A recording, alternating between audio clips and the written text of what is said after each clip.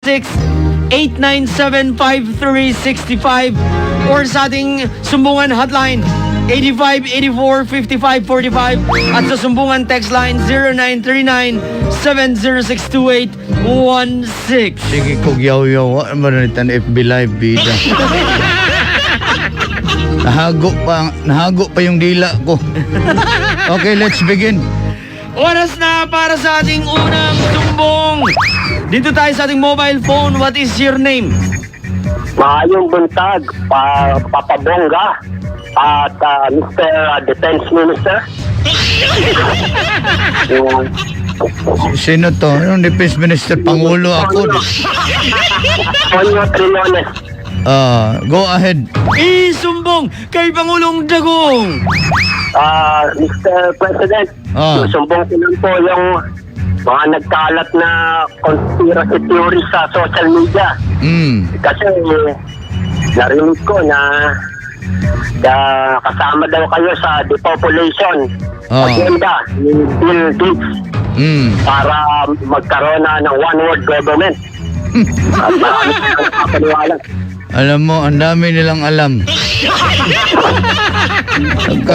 Nagka problema na nga tayo paano kontrolin yan dahil maraming matigas ang ulo. Alam nyo, sa totoo lang, alam na ang buhay ay talagang sagrado yan. We value life. Kaya nga, ginagawa natin ang lahat para ma-preserve ito. Pag panahon mo talaga. Gusto mo ba panahon mo na? Hindi pa.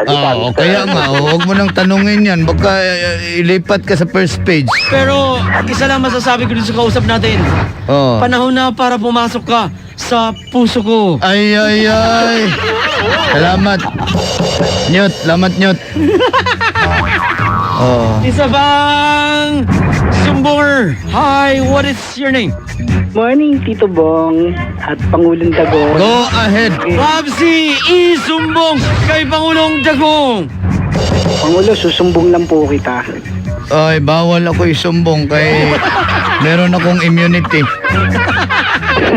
Ano kasi, Pangulo? Bakit? Natatandaan ko dati, sabi mo pag di pa naayos yung dalawang telecommunication sa kanilang mga serbisyo, ipapa-shutdown mo sila.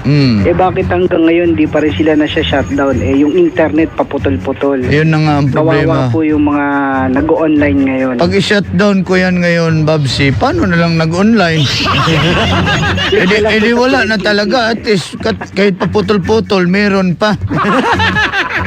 Kayo, pag nagbayad, ganito. Pag maningil kayo sa amin, paputol-putol din yung bayad namin.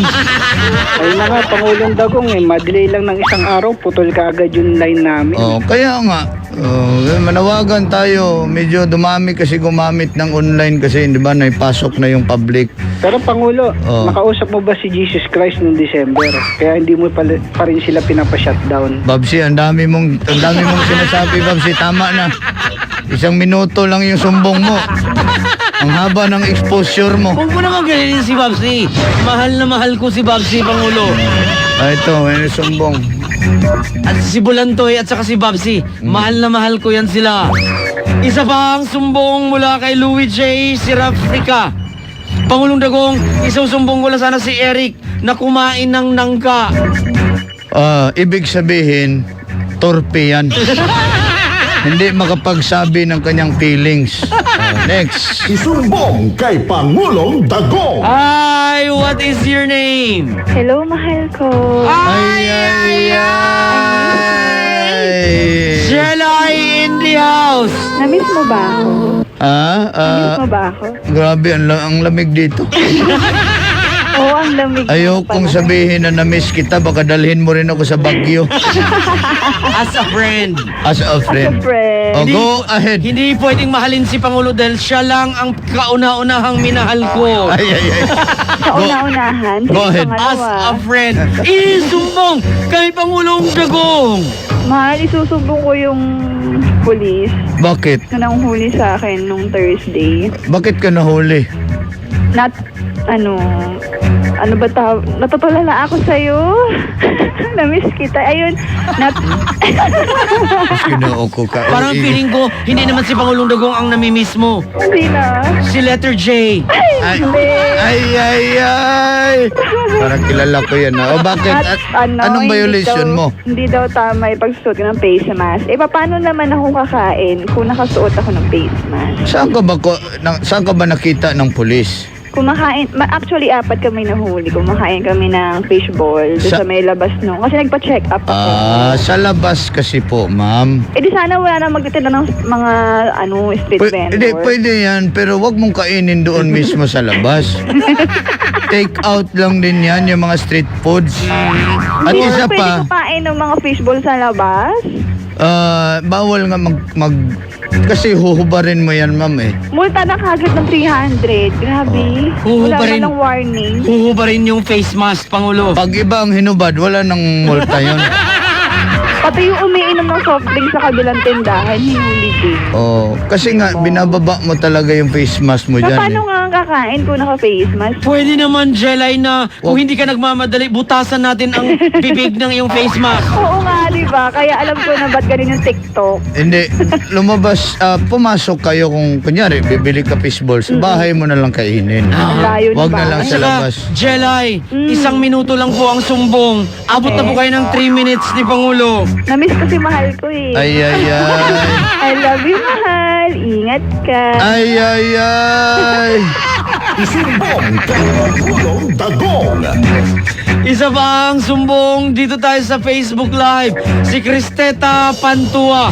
Isusumbong ko lang po yung kapitbahay ko. Bakit? Na-addict na po siya sa pakikinig ng 93.9 IFM. Tapos bigla na lang tumatawa. Nakakatakot po talaga siya. Ibang-ibang Cristeta Pantua ng Antipolo City ito, Pangulo. Huwag kang mag-alala kay IFM ka na addict. Hindi ka kasali sa aking ipapa-TikTok hang. Dito naman tayo sa ating text line. Good morning, Pangulong Dagong at Tito Bong. Isusumbong ko lang sana ang katrabaho ko na si Gibson Nakawili. Wala kasi siyang utak. Ano po ba ang nararapat namin gawin sa kanya? Si Bon Axel Makiwag po ito ng Rough Express, Paranaque City. Oy, huwag kayong magsabi ng ganyan ha. Na sinasabi nyo walang utak. That is discrimination yan. May utak yan. Lahat naman tayo may utak ngayong baboy. May utak, hindi lang ginamit. Meron yan. Pero may utak, huwag kayong magsabi ng walang utak. Meron yan. Baka ibang utak Hindi na lang tinutukoy ginamit. niya.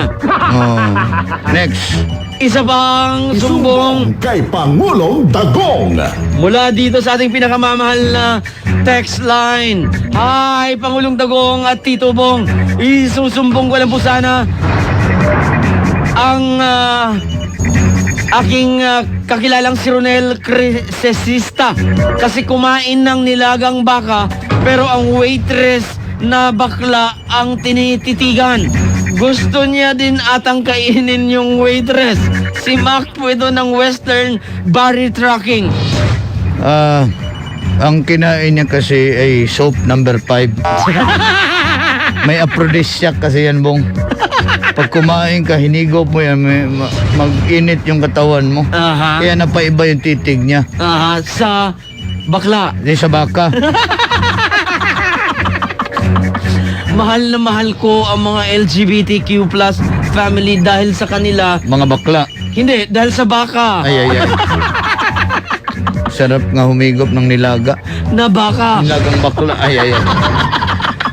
Ay, mga idol natin yan ha. Kayo talaga. Mabuli ka rin, Pangulong Dagong. Kung wala sila, wala kang parlor. Paano ka magpaganda? Kung walang magupit sa'yo. Oras na para sa ating paorasyon. Para saan at para kanino, malalaman natin yan right after the Orimos. Para swertihin tayo at sumunod tayo sa mga alert level para hindi tayo mahuli ng pulis. Tulad ni Miss Jelay, nahuli daw siya.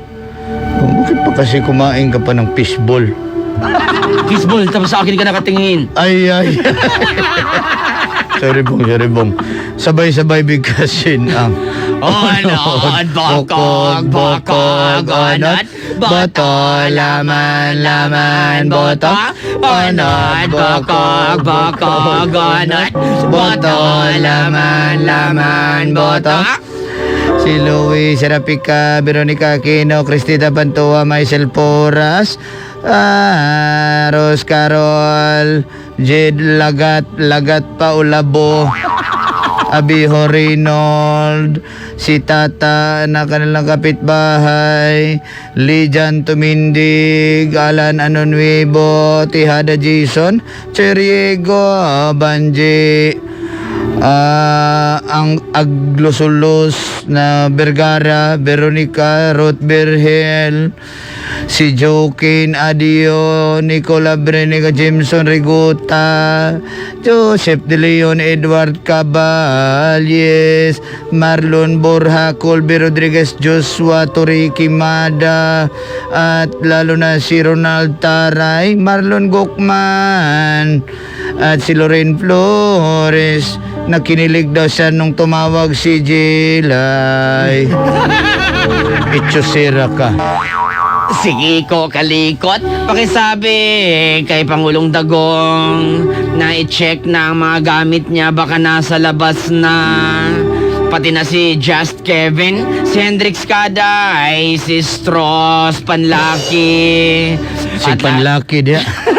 At lahat ng staff ng Butika Plus Family. Magpa-ads na Si kayo. Teddy, si Moy, si Yong, si Miguel Mariel, si Joy, Garo, si Sep, si Rose, at saka si Lynn. Kiko Kalikot, may hiring doon, baka gusto mo. Victor Ali, sa mga taga-Iligan City and the entire Philippines. Mark Arsolon at Rolando Bantilio. Oras na, Pangulong Dagong, para sa ating pinag-uusapang last talk. Go ahead. Ito ay mula kay Thor ng USA. Go ahead. Thor ng USA, unahan sa Antipolo. Ay. Last talk, Pangulong Dagong, marami o kaunti Kaunti. ang pera mo? Oo, pobre lang ako. Alam ng taga Davao yan. Pangulong Dagong, dila o bibig Adila. na kasing haba ng ahas? Oo, mas gusto ko yan. Lalalala. Parang familiar ko ang tunog na yan. Ganun ba? Para siyang isang singer na merong skandal. Ay. Yung ganyan, yung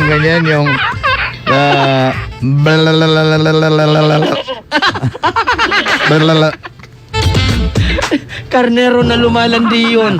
The noise ni Idol. Next.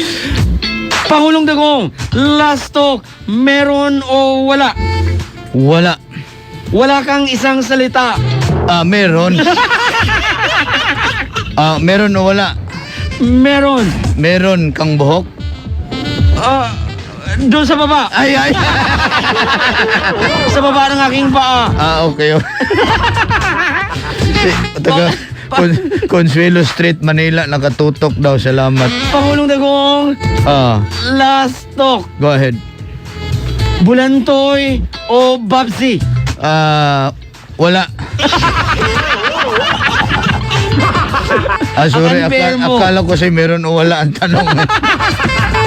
Bulantoy o Babsi? Wala nga. Para walang magsilos. Pangulong Dagong, last but not the least, last talk. Sino sa tingin mo ang mas magaling tumuka? Ang DJ o ang nag-aalaga ng manok? Magaling talaga tumuka ang DJ. Kasi kahit anong oras tumutuka yan. May kilala akong DJ. Kahit 12 midnight, tumutuka. Ay. At may kilala din akong DJ na habang naka-board work siya, may tumutuka. Ay. Alam, kilala ko na yan. Ito yan, oh. ng mga DJ habang nagsasalita sa radyo, may tumutuka. Oo na, digin mo number 1. That ends our last talk. Maraming salamat, Thor ng USA, sa iyong suggestion. Tito Bong ka para sa ating Facebook. I-follow nyo rin ang Idol Dagol Facebook page. Si Dagol nagpasalamat siya sa kanyang 89 followers. Road to 100K. At sa YouTube, Idol Dagol TV. At siyempre live tayo sa ating Facebook, IFM 93.9 Manila. Punta kayo doon. Meron tayong nakapost sa ating Bida Yarn. Muwi man gamay bong. May pra-premyo tayo kung saan ang bida na lokasyon. Kung taga doon ka, sample lang naman bong. For example, may lokasyon mo, kunyari lang. Quezon City. Oo, kunyari, Quezon City. O kunyari, Mandaluyong ka ba? O nakalagay doon, kunyari, Marikina. O kung taga Marikina ka, may patunay ka, may ID ka. O, pwede ka mag-comment ng message mo doon. Tapos, paano naka-apekto ang RMN at IFM sa buhay mo everyday. At Kasi saka, anniversary natin sa at saka, RMN. huwag kang mag-alala, Idol. Nandun na nakalagay ang instruction. Sagutin mo na lang yung tanong. Yes, pag nasagot mo yan, post ka lang doon. Then, pag napili yung pangalan mo, bibigyan ka namin ng gift box from ACS. Tama. Salamat ACS Manufacturing ACS. ACS Manufacturing Corporation. Yes, totoo yan. Salamat sa inyo. Kaya tumutok lang dito sa 93.9 IFM Idol 1157 na. Check was brought to you by ACS Manufacturing Corporation, ISO certified world-class quality. Sa tungtugan